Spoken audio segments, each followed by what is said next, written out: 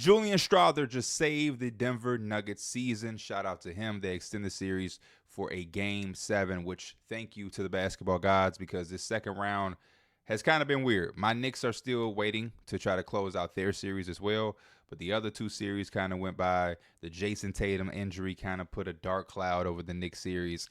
And so this Denver Nuggets versus OKC series has kind of been exciting, back and forth like a tennis match, and we finally have a Game 7.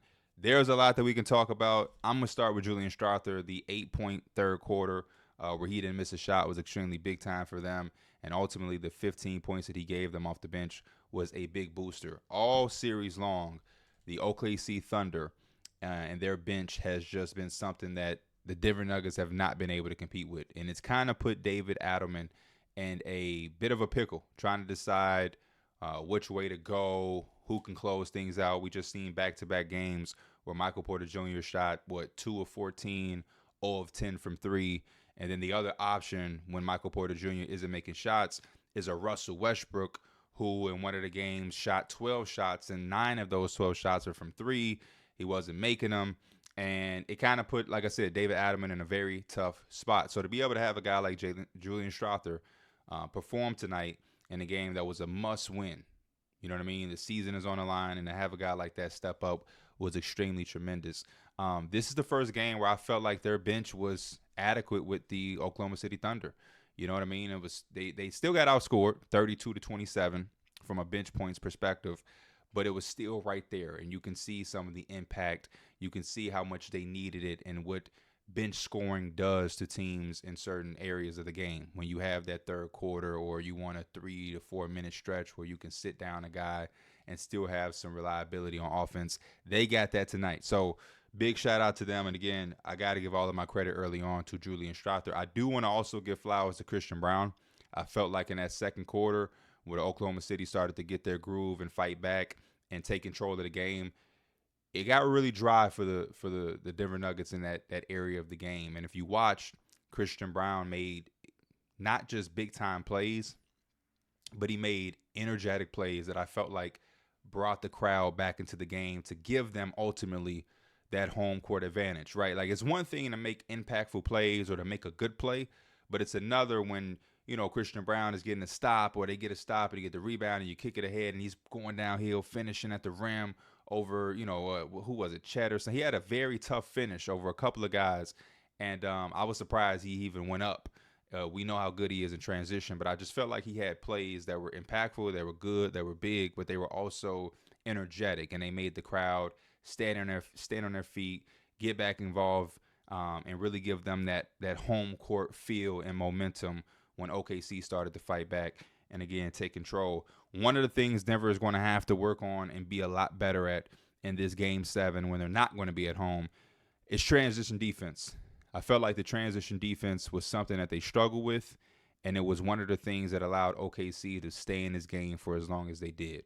They got a lot of good looks in transition, a lot of easy looks, and Denver worked very hard. And in my opinion, they worked too hard in the half-court in the half-court defense to then give up as easy as looks as they did in transition. You know what I mean? You work so hard in those half-court possessions to get stops, to switch, to communicate. Why not have the same energy in transition? You know what I mean? Why give up all of the work that you're putting in the half-court right back up in transition? But ultimately, things that stood out for OKC, JDub. Very tough shooter night, another tough shooting night in this series. I seen OKC Thunder fans on the timeline during this game not making excuses, which I appreciate, but bringing up the concern with his wrist and just trying to make sense of some of the poor shooting performances from JDub, because we all know the caliber of scorer he is and that he's shown us. So something ain't right. You know what I mean? And again, I'm with them. It's not a time to make an excuse. Excuses are kind of irrelevant at this point anyway. The Nuggets won. A Game 7 is being forced. But I'm not against them with the perception of what is wrong and how can we fix it and make sense of this, because even if you win Game 7, you're going to need JDub in the next series against the Timberwolves. And one of the best things about JDub is that he can take some of that responsibility that Shea has. A lot of times you look at OKC, and I think one of the notes that I wrote was like shot creation. And yeah, shot creator. I wrote shot creator. And the reason I wrote that is because as much as I love OKC, as good as their roster is, right? It feels like they check so many different boxes, and that's why they won 68 games and was the best team in the NBA all season long from like a wins perspective and like a dominance perspective.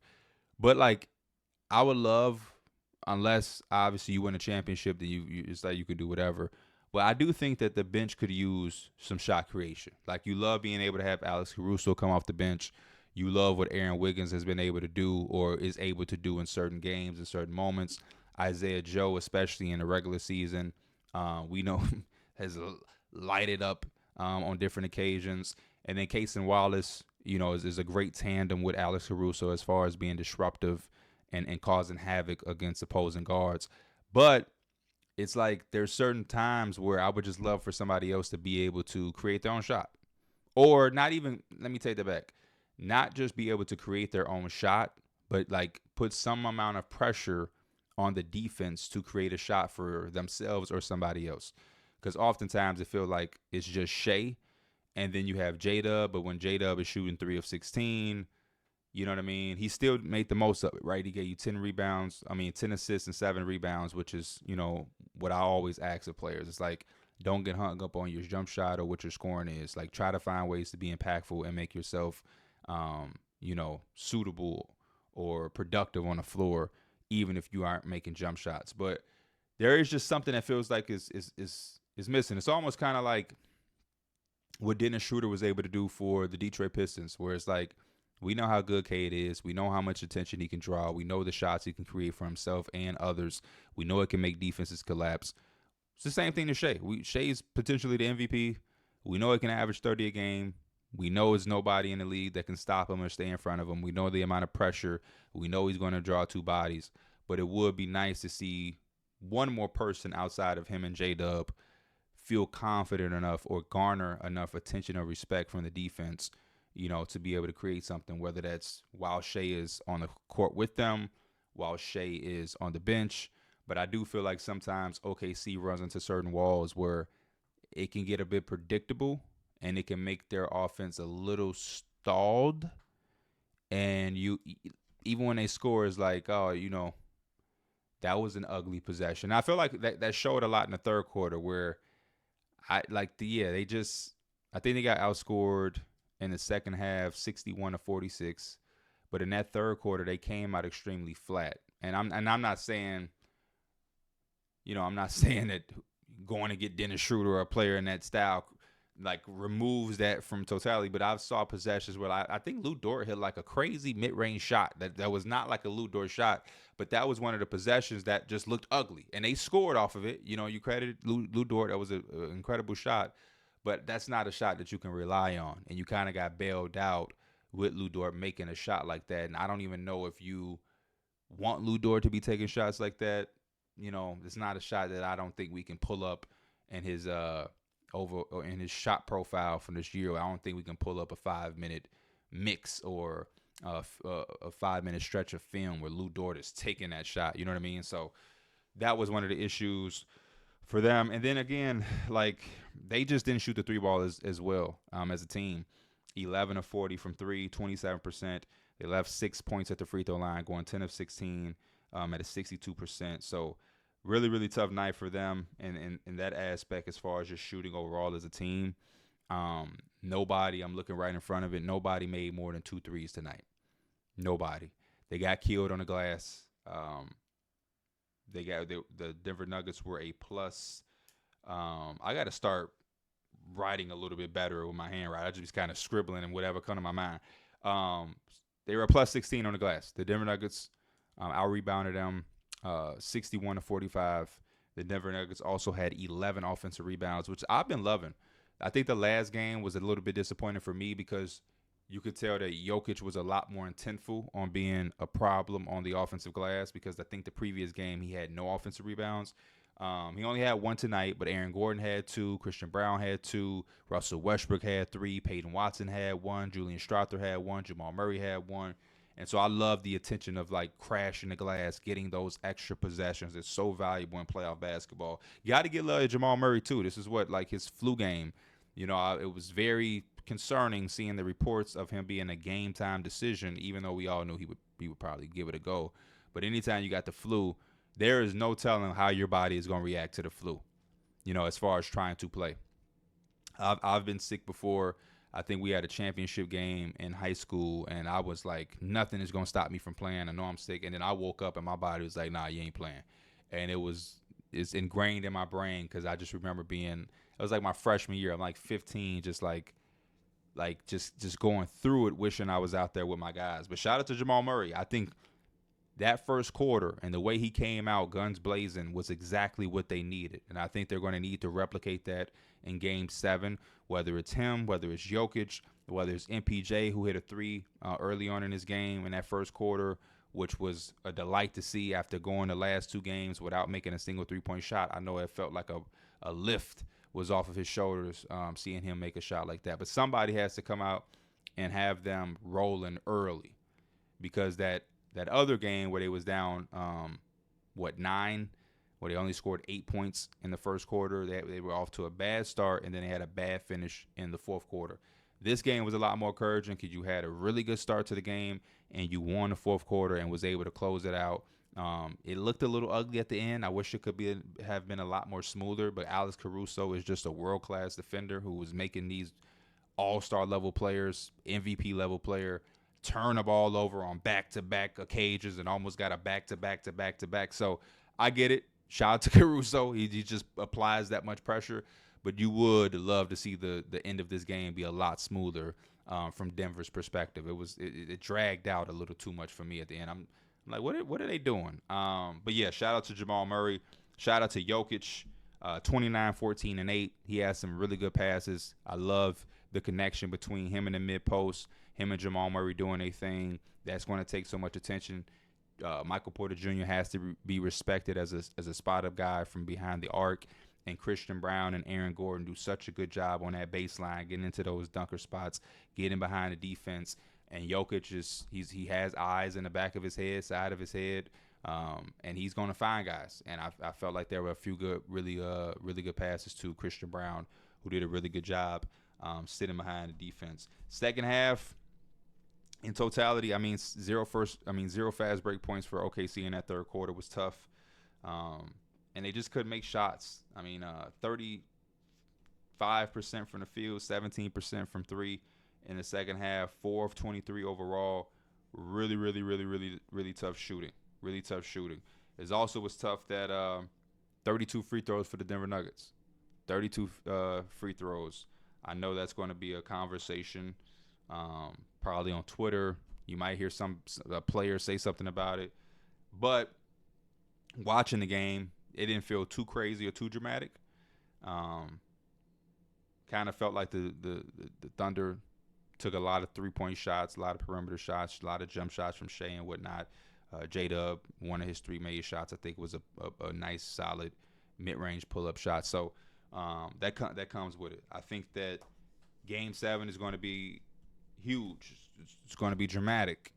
It's going to be fireworks. It's going to be a dogfight. We might have one for the ages. We have this new, young, dominant team with a potential new first-time MVP winner.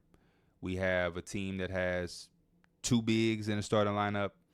And then you have this team that doesn't have all of the latest sexy talent, right? It's a team that's been here before. They, quote-unquote, have the experience, the championship DNA.